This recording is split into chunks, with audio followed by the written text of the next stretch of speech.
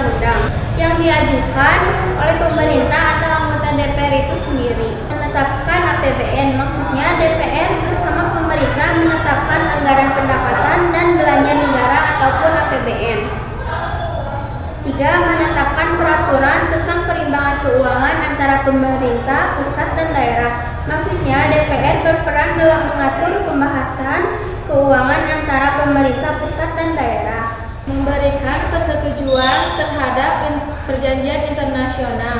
Maksudnya DPR memiliki kewenangan untuk menyetujui perjanjian internasional yang dibuat oleh pemerintah. Melakukan pengawasan terhadap pelaksanaan undang-undang, APBN, dan kebijakan pemerintah.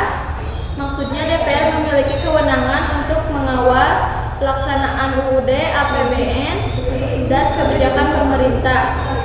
Sebelum amandemen Undang-Undang 1945, Pasal 20 dan Pasal 21 mengatur tugas dan kewenangan DPR dalam sistem pemerintahan Indonesia. Berikut isi kedua pasal tersebut sebelum amandemen. Pasal 20. Segala undang-undang ditetapkan oleh Presiden dengan persetujuan Dewan Perwakilan Rakyat. Jika suatu rancangan undang-undang tidak mendapatkan persetujuan Dewan Perwakilan Rakyat, maka rancangan itu tidak boleh diajukan dalam persidangan Dewan Perwakilan Rakyat. Pasal 21. Anggota-anggota Dewan Perwakilan Rakyat berhak mengajukan usul rancangan undang-undang jika rancangan itu meskipun merupakan usul Dewan Perwakilan Rakyat tidak disetujui oleh Presiden, maka rancangan itu tidak baik diajukan lagi dalam persidangan Dewan Perwakilan Rakyat masa itu.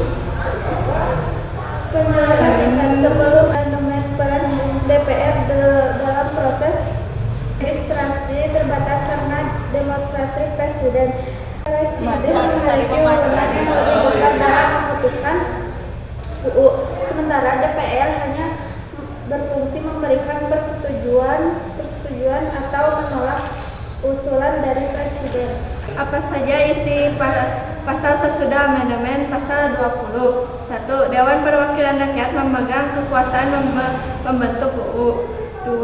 Setiap rancangan UU dibahas oleh Dewan Perwakilan Rakyat dan Presiden untuk mendapatkan persetujuan bersama. Rancangan UU itu tidak mendapatkan. 3. Jika rancangan undang-undang tidak mendapatkan persetujuan bersama, rancangan undang-undang itu tidak boleh diajukan lagi dalam persidangan Dewan Perwakilan Rakyat masa itu.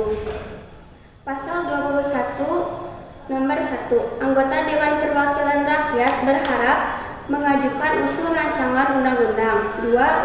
Usul rancangan undang-undang sebagai mana dimaksud pada ayat itu diajukan secara tertulis dan disertai penjelasan.